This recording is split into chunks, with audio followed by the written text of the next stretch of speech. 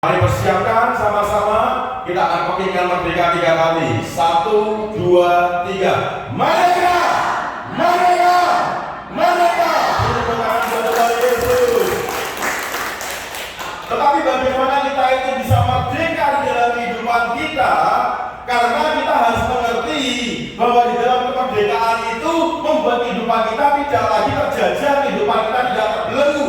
Di saat saya berdoa, ketika saya berkata, Tuhan, momen kemerdekaan ini, apa yang harus saya sampaikan pesanmu bagi jemaat di gereja JKI Injil sepenuh. Dan Tuhan berkata, ketika untuk engkau mengalami kemerdekaan, ada satu bagian yang engkau perlu ketahui. Apa itu Tuhan? Berdiri dalam iman. Bagaimana Tuhan kita ini bisa berdiri dalam iman? Dan kenapa Tuhan kita harus berdiri dalam iman?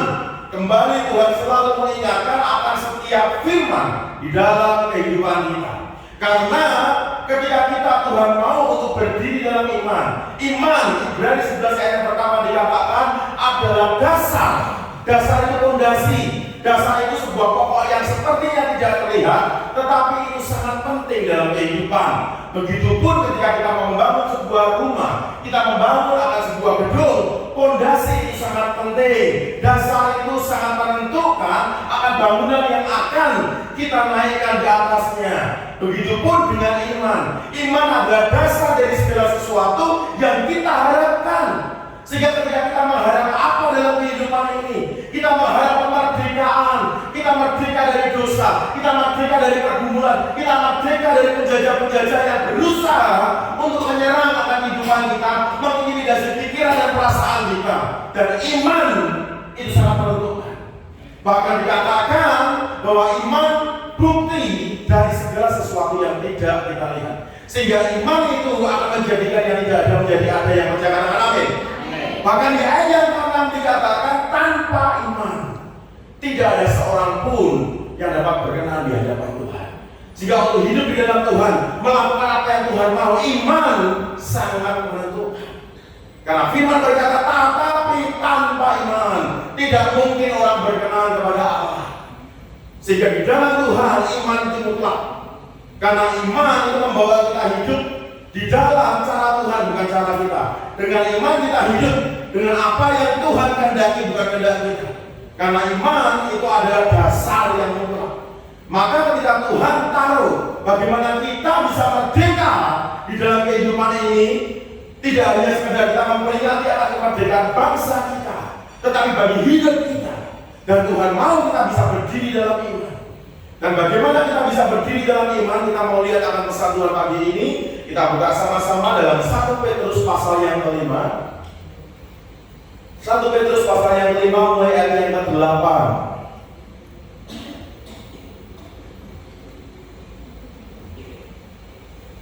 1 Petrus pasal 5 ayat yang ke-8, dan kita akan baca bersama-sama sampai ayat yang ke-11. Supaya iman itu juga timbul dalam kehidupan kita ketika kita mendengar akan firman Tuhan. 1 Petrus 5 pasal ke-8, 1 Petrus pasal 5 ayat yang ke-8 sampai 11 kita akan baca bersama-sama. Demikianlah firman Tuhan. 1, 2, 3.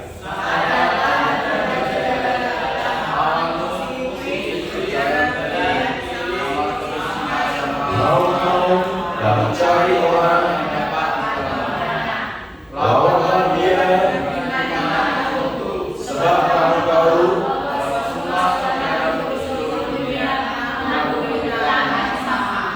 dan Allah sumber segala kasih karunia dan telah memanggil kamu dalam Kristus kepada panggilannya yang tetap, akan melengkapi, meneguhkan,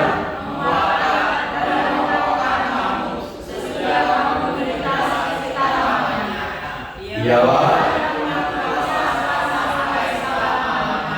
yang percaya katakan amin, yang percaya beri tepuk tangan buat Tuhan Yesus. Bagaimana kita bisa berdiri dalam iman? Dan kita harus berpegang pada firman. 1 Petrus 5 ayat yang ke-8 dikatakan, sadarlah dan berjaga-jagalah. Kenapa kita perlu sadar dan berjaga-jaga atau waspada? Karena dikatakan lawanmu, berarti ada lawan.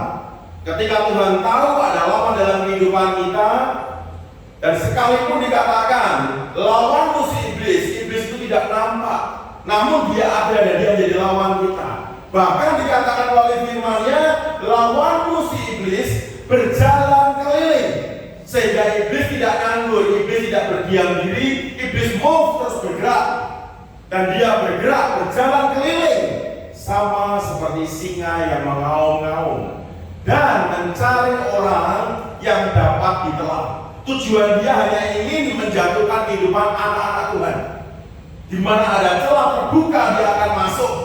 Di mana ada celah terbuka dia akan siap engkau, dia akan terang engkau. Maka kalau kita tidak sadar dan berjaga-jaga, kita akan mudah jadi mangsa daripada lawan kita si iblis. Maka hal yang pertama untuk kita bisa berdiri dalam iman, kita perlu sadar dan berjaga-jaga. Kita perlu waspada. Karena terkadang ketika kita itu sudah waspada, kita sudah berjaga-jaga, kita sudah sadar, kita sudah berhati-hati. Bahkan di dalam kehidupan kita sehari-hari. Contohnya di saat saudara mengendarai sepeda motor ataupun mobil, kita sudah berhati-hati, kita sudah waspada, kita sudah jaga-jaga. Tetapi orang lain, mereka terkadang sembrono, mereka terkadang itu serampangan, mereka terkadang asal-asalan, dan mereka yang menabrak kita. Bahkan tidak sedikit mereka seringkali menyalahkan kita. Padahal kita sudah berhati-hati, kita sudah berjaga-jaga, kita sudah waspada. Tetapi saya mau katakan, demi kasih Tuhan, tetap kita harus pegang firman, supaya kita tetap sadar, berjaga-jaga, kita waspada. Karena sekalipun kita sudah berhati-hati, orang lain tidak berhati-hati, itu urusan dia dengan Tuhan. Tetapi ketika kita itu tetap berjaga-jaga, kita tetap waspada, itu akan membawa kehidupan kita itu dalam firman Tuhan. Dan kita percaya itu salah satu bagian yang pertama untuk kita bisa berdiri dalam iman. Yang percaya katakan amin. Ngomong sama kiri kanannya, sadar dan berjaga-jaga. Karena saya percaya bahwa firman Tuhan ya dan amin, firman Tuhan itu selalu akan tergenapi.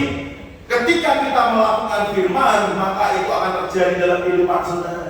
Sehingga di saat engkau sadar dan berjaga-jaga, imanmu tidak lagi terdiam, imanmu tidak tertidur, imanmu berdiri stay.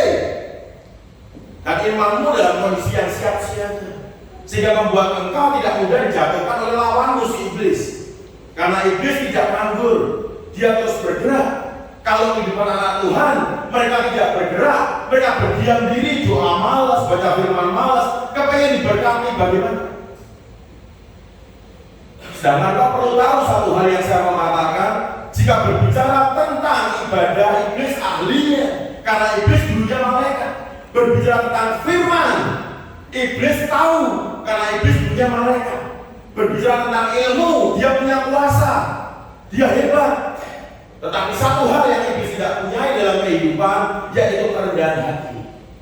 Makanya dengan kesombongannya, Tuhan lemparkan iblis keluar dari surga. Maka itu ketika kita hidup dalam Tuhan, kita perlu waspada, supaya juga membuat kehidupan kita itu selalu bisa rendah hati, tidak sombong. Orang yang sadar, orang yang berjaga-jaga, orang yang waspada hidupnya, pasti tidak akan serampangan. Orang yang hidupnya tidak serampangan, tidak mudah tersulut emosi. Orang yang hidupnya itu berjaga-jaga, membuat kehidupannya akan selalu tenang. Karena kita percaya dekat Allah saja jiwaku tenang, ya percaya katakan amin. Membuat kehidupan kita itu tidak akan mudah goyah terombang-ambing keadaan, karena ada Tuhan dalam hidup kita. Sehingga iblis pun tidak akan bisa menelan kita. Makanya perhatikan baik-baik, saudara, jangan berpikir bahwa iblis itu diam di tempat, dia tengok-tengok nganggur. Bahkan mungkin ketika saudara mau berkata, Pak, itu kan hanya dari perjanjian baru, Pak, perjanjian lama kan enggak begitu. No, saya katakan di perjanjian lama pun sama. Bisa tolong dibukakan Ayub pasal yang kedua ayat yang pertama, supaya saudara bisa mengerti akan setiap firman yang Tuhan beri di dalam Alkitab, agar ketika saudara baca Alkitab, engkau bisa menerima akan pesan pewahyuan yang Tuhan beri melalui setiap firman-Nya. Ayub pasal 2 ayat yang pertama, kita kembali ke 1 Petrus ini lagi. Ayub pasal 2 ayat yang pertama, Pada suatu hari datanglah anak-anak Allah menghadap Tuhan, dan di antara mereka datang juga iblis untuk menghadap Tuhan. Ayat 2. Perhatikan ini. Maka bertanyalah Tuhan kepada iblis, dari mana engkau? Lalu jawab iblis kepada Tuhan, dari perjalanan mengelilingi dan menjelajah bumi. Iblis diam diri, iblis bergerak. Bahkan dikatakan dari perjalanan mengelilingi dan menjelajah bumi. Tujuannya hanya satu, mencari orang yang dapat ditelan. Sehingga kalau kata dapat ditelan, dapat itu bisa iya, bisa tidak, tergantung kita. Kita mau supaya kita dapat ditelan atau tidak. Kalau saya tidak mau, maka itu kita harus berdiri dalam iman supaya kita bisa merdeka. Yang percaya katakan amin. Dan bagaimana kita bisa merdeka? Kita harus berdiri dalam iman. Dan untuk berdiri dalam iman kita perlu hal yang pertama, supaya kita sadar dan berjaga-jaga. Kita waspada. Kalau kita hidup serampangan, akan mudah dicap, akan mudah ditelan oleh iblis. Kembali ke 1 Petrus 5 ayat yang ke-9. 1 Petrus 5 ayat yang 9, perhatikan baik-baik. Lawanlah dia dengan iman yang teguh, sebab kamu tahu bahwa semua saudaramu di seluruh dunia menanggung penderitaan yang sama. Hal kedua, untuk kita itu bisa berdiri dalam iman kita, saudara perlu meneguhkan imanmu untuk melawan. Maka dikatakan lawanlah iblis dengan iman yang teguh. Tanpa iman yang teguh tidak akan bisa. Dengan bahasa kita orang Jawa Tengah, nek orang tetap orang iso. Tetapi perhatikan baik-baik, ada sebuah kalimat yang berkata tetap tekun tekan. Sehingga ketika kita ini teguh hati, kita tekun, kita ulet, kita tetap melangkah, kita nggak nganggur, kita bergerak, kita melakukan bagian kita, maka kita akan sampai ke tujuan. Bahkan berkat pun firman berkata, carilah dahulu kerajaan Allah dan kebenarannya, maka semua ditambahkan. Dan itu akan terjadi pada hidup saudara yang percaya. Katakan amin. Maka lawanlah dia dengan iman yang teguh. Sehingga hal yang kedua ini sudah perlu mengetahui, untuk kau bisa berdiri dalam iman. Kalau imanmu tidak teguh, bagaimana kau bisa melawan iblis? Bahkan seringkali ketika saya melihat kehidupan anak-anak Tuhan, terutama di bulan Agustus ini, kenapa dari awal bulan Agustus di saat pesan Tuhan sampaikan untuk umat di dalam setiap pelayanan saya, Tuhan taruh genjot terus tentang iman. Setiap hari saya pelayanan, iman yang Tuhan maukan untuk kehidupan anak-anak. Karena hari-hari ini bukan hari-hari yang mudah. Hari-hari ini terus Tuhan izinkan sesuatu menguji dalam kehidupan umatnya. Maka itu seringkali saya memberikan sebuah statement buat setiap saudara perlu belajar bahwa jangan bangun imanmu di atas dasar berkat dan mujizat, tetapi bangun imanmu di atas dasar proses dan ujian. Maka engkau akan melihat hasil tidak akan pernah mengkhianati prosesnya. Tetapi ketika kau bangun imanmu di atas dasar berkat dan mujizat, di saat engkau belum terima berkat, engkau belum terima mujizat, engkau bisa murtad dari Tuhan. Tetapi ketika kau bangun imanmu di atas proses dan ujian, seperti saya meneladani seorang wanita. Dan kenapa saya katakan justru seorang wanita? Karena memang kalau kita orang dunia aja, hari-hari ini kita tahu ada istilah wanita itu adalah ras terkuat di bumi. Beri tepuk tangan buat wanita. Saya nggak komen ketika mendengar akan kalimat tersebut dikatakan ras terkuat di bumi, dan saya nggak protes karena saya tahu firman berkata bahwa wanita adalah penolong. Sehingga kalau penolong itu lebih kuat yang ditolong atau penolong? Beri tepuk tangan sekali lagi. Makanya kalau terkadang saudara tahu kau adalah ras terkuat di bumi, Tuhan ciptakan kau, Tuhan desain kau begitu luar biasanya, jangan pernah engkau lemah oleh karena keadaan. Karena ketika awal bulan banyak yang share ke saya, Pak, gimana ketika anak saya masih seperti ini, Pak, susah dikandani, Pak, bantah terus sama orang tua, Pak, bahkan melawan orang tua, Pak. Saya berkata, saya meneladani seorang wanita, dan wanita itu bernama Hana. Hana, Alkitab mencatat bertahun-tahun Dan bertahun-tahun itu seberapa lama kita nggak pernah tahu. Mungkin bisa 5 tahun, 10 tahun, 12 tahun, 13 tahun. Karena bertahun-tahun itu sesuatu yang panjang dan bukan waktu yang sebentar. Dan Hana selalu disakiti oleh Penina mantunya. Karena Hana yang sungguh-sungguh hidup dalam Tuhan, Hana tidak punya anak, Hana mandul. Penina yang hidup tidak Tuhan-Tuhanan, Penina punya anak. Ini yang seringkali terjadi dan menjadi perlawanan dalam kehidupan kita. Kita umat Tuhan, kita anak Tuhan, kita ikut ke gereja, ke persekutuan, ikut pelayanan, melayani Tuhan. Kehidupan kita sepertinya susah. Sedangkan di luar orang yang gak Tuhan-Tuhanan, orang yang gereja-gerejuan, kehidupan mereka kok enak. Tapi saya katakan, jangan pernah membandingkan hidupmu dengan orang lain, itu yang pertama. Dan yang kedua, apa yang nampak belum tentu itu yang ada di dalam kehidupan mereka. Karena saya kenal orang-orang yang luar biasa. Saya katakan kenapa luar biasa? Karena secara ekonomi, bahkan saya berkata untuk 7 turunan aja tidak akan habis harta mereka. Tetapi di atas semuanya, apakah mereka bisa merasakan kedamaian bahkan seperti yang saya dan istri saya rasakan? Tidak. Mungkin ekonomi kami tidak seperti orang itu. Kalau orang dunia berkata sugih beledu, bahkan ada yang berkata kaya raya. Saya tidak tahu raya itu siapa, tetapi di atas semuanya yang saya tahu, raya itu adalah bis. Apakah ketika kita mau kaya raya, kita mau kayak bis yang hanya mundar-mandir di sana dan kemari? Tidak mau saya. Tapi di atas semuanya, perhatikan baik-baik, ketika orang tersebut menceritakan kepada saya, dia berkata tidak seperti yang Bapak lihat. Yang kami alami, yang kami rasakan, banyak kecemasan, ketakutan, kerisauan dalam kehidupan. Padahal duitnya banyak, hartanya banyak, asetnya banyak, dan kehidupannya gak tenang itu. Maka bersyukurlah saudara ketika engkau ada di dalam posisi dan keadaan saat ini. Ketika kau berpegang pada firman Tuhan berkata bahwa mengucap syukurlah dalam segala hal. Kenapa kita harus mengucap syukur dalam segala hal? Sebab firman yang sama selanjutnya dikatakan, sebab itu yang dikehendaki oleh Allah di dalam Kristus Yesus. Maka jika Tuhan salah satu kehendaknya membuat kita itu mau mengucap syukur, dan saudara akan lihat kuasa dari ucapan syukur itu besar. Nanti ketika satu waktu Tuhan izinkan saya untuk menyampaikan akan tentang kuasa dan ucapan syukur, saudara akan terlihat, wow, ternyata keren sekali. Dan teladan kita salah satunya adalah dari Tuhan Yesus sendiri.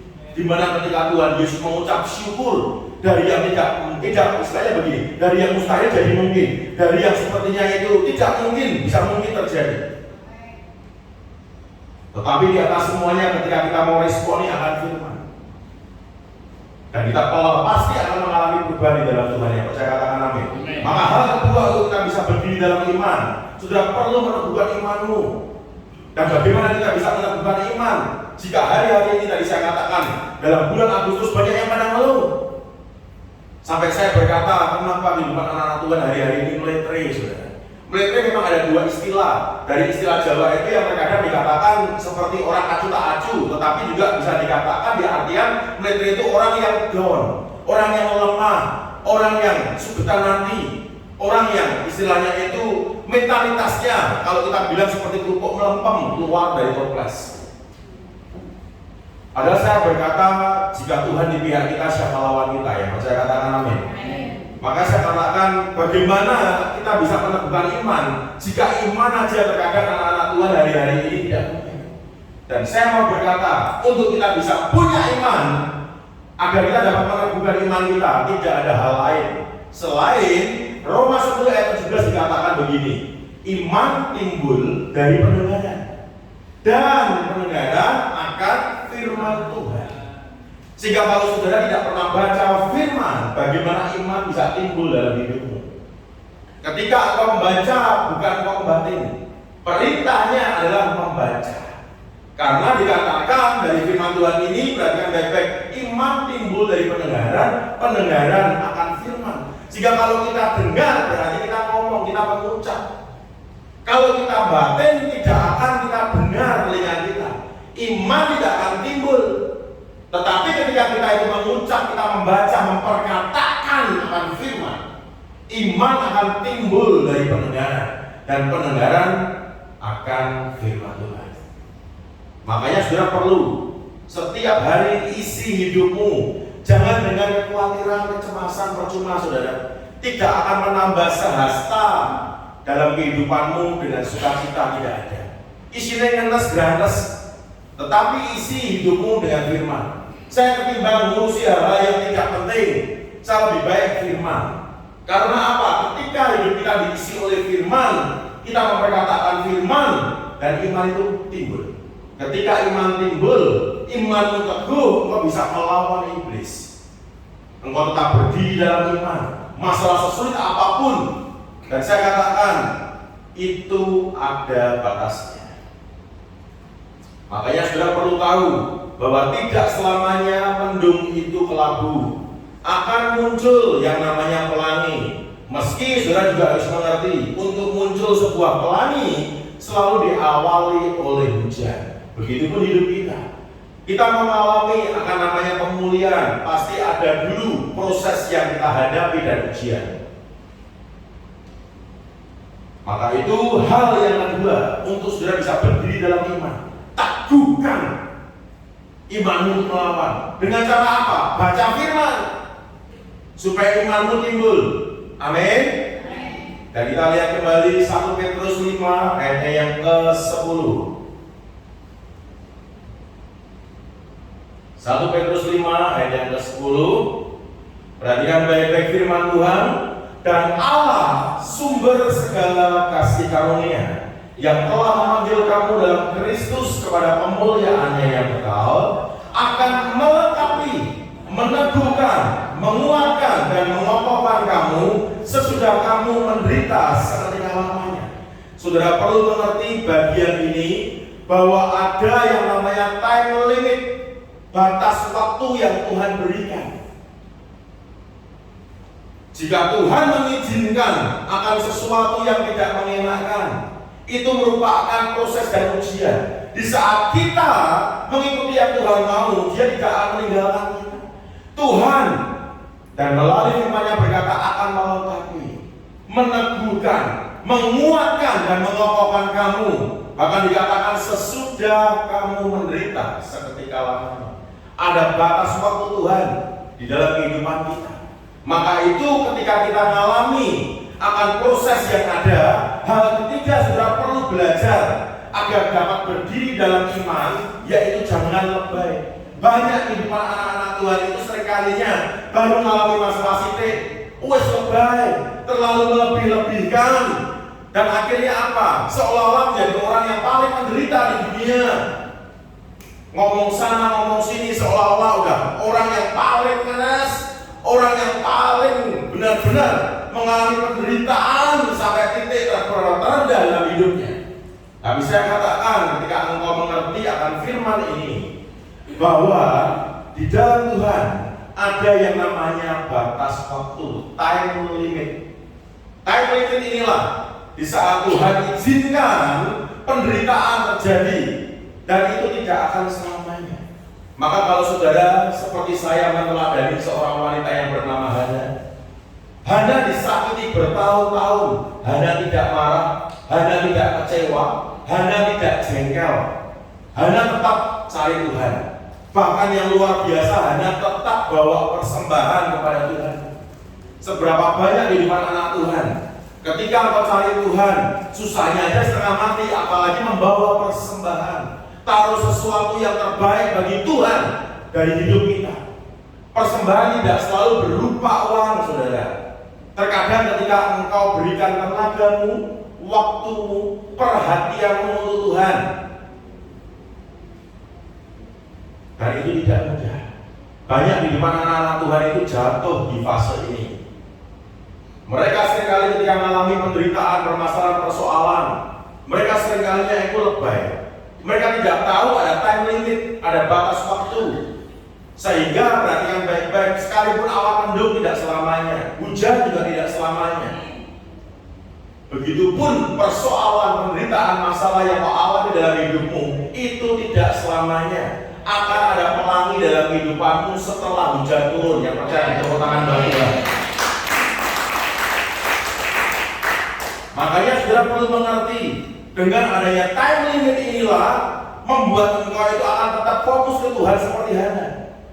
Dan benar, ketika Hana tidak fokus kepada manusia, Hana tidak fokus kepada kekecewaan, Hana tidak main perasaan, Hana tidak baperan, dan Tuhan mengingat Hana. Tuhan buka kandungan Hana. Apa yang mustahil bagi manusia tidak mustahil bagi Tuhan. Apa yang sepertinya bagi manusia tidak mungkin, bagi Tuhan mungkin. Dan Tuhan tolong Hana. Dari perempuan yang mandul, yang tidak mungkin punya anak, dari seorang perempuan inilah lahir Nabi besar Samuel. Bahkan dari perempuan yang mandul ini pula punya beberapa anak. Sehingga dari sepertinya tidak mungkin, kenyataannya di dalam Tuhan apa yang mustahil jadi mungkin. Sebab tidak ada yang mustahil bagi orang percaya. Yang percaya pada Tuhan, beri tepuk tangan sekali lagi.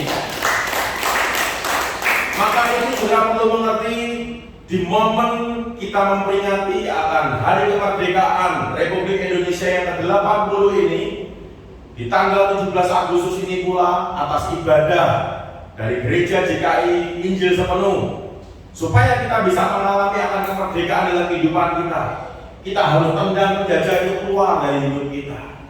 Dan cara kita untuk bisa menendang penjajah keluar dalam hidup kita harus berdiri dalam iman. Dan cara kita bisa berdiri dalam iman ini ada 4 hal. Saya akan ulangi. Yang pertama, kita harus sabar dan berjaga-jaga. Kita harus waspada. Kenapa kita harus waspada? Karena iblis, dia berjalan keliling dan dia mencari orang yang dapat ditelan. Maka itu cara kita melawan supaya iman kita itu dapat terus berdiri teguh. Kita harus baca firman supaya kita dapat meneguhkan iman untuk melawan. Dan hal yang ketiga, ketika mengalami masalah jangan lebay, seolah-olah hidupmu tidak berpengharapan, hidupmu tidak bertuhan. Ketika kita punya Yesus sebagai juru selamat, saya seringkali mengatakan, apabila saudara punya yang namanya juru masak aja, apa yang menjadi keinginanmu untuk menikmati akan makanan, engkau tinggal berbicara dan itu akan disiapkan, akan disediakan, karena dia adalah juru masak. Jika saudara punya yang namanya juru mudi atau sopir, saudara mau bepergian kemana, saudara akan diantar sampai kepada tujuan tersebut. Tetapi ketika saudara punya yang namanya juru selamat, saudara akan dibawa kepada kebinasaan? Tidak. Saudara akan dibawa kepada penderitaan? Tidak. Saudara akan dibawa kepada satu tujuan, yaitu keselamatan. Dan itu ada di dalam Tuhan. Di luar Tuhan tidak ada. Mungkin saudara berkata, kenyataannya kehidupan saya masih susah, masih menderita. Saudara ingat, ras terkuat di bumi, yaitu wanita. Yang kedua, saudara ingat tentang seorang wanita yang bernama Hana. Bertahun-tahun dia disakiti, sehingga sakitnya bukan di luar tapi di sini. Dan itu tidak pernah dia masalahkan. Dia tetap fokus Tuhan. Dan selama dia fokus Tuhan, Tuhan memperhitungkan, Tuhan ingat. Maka itu ketika saudara berkata, kenyataannya Pak, saya berkata lagi sama saudara, tetap fokuslah ke Tuhan. Setialah seperti Hana. Nanti buktikan perkataan saya. Apakah Tuhan yang saya sembah tidak sanggup menolong saudara? Karena seringkali bukan Tuhan yang salah, kita yang salah. Satu bagian yang seringkali kita mungkin bisa introspeksi diri, bahwa Tuhan tidak pernah tertidur, betul? Tapi seringkali yang tertidur siapa? Kita. Doa sebentar ngantuk, baca firman apalagi bacanya imamat tentang silsilah, ngantuk, tutup Alkitabnya, padahal Tuhan tidak pernah tertidur. Kita yang seringkali tertidur. Begitu kok pengen dapat mujizat. Saya cukup tertawa, saudara. Karena saya salah satu hamba Tuhan yang lekat dengan namanya proses dan ujian. Maka itu saya akan punya statement, nikmatilah penderitaanmu senikmat-nikmatnya. Saya sudah lewati masa itu, saya sudah lewati level itu, dan saya bisa keluar, dan saya bisa berkata, aku mengucap syukur kepada Tuhan. Kalau kita nggak bisa masuk di level itu, kita keluar sebagai pemenang, kita akan terus di situ terus. Isinya apa? Kita ngomel, kita menggutu, kita marah, kita kecewa dengan keadaan, dengan Tuhan. Makanya saudara perlu mengerti akan pesan Tuhan pagi ini, supaya kita dapat berdiri dalam iman, dan itu akan membawa kemerdekaan dalam kehidupan kita, sehingga belenggu penjajah dalam kehidupan kita keluar, dan dia tidak akan berkuasa dalam hidupmu, dan kau akan melangkah dengan tenang bersama Tuhan, dan kau akan dapat berkata dalam segala keadaan, Tuhan Yesus baik. Yang percaya dengan Tuhan Tuhan. Belum ada saudara-saudara Bapak Ibu ini, saya akan bisa naik.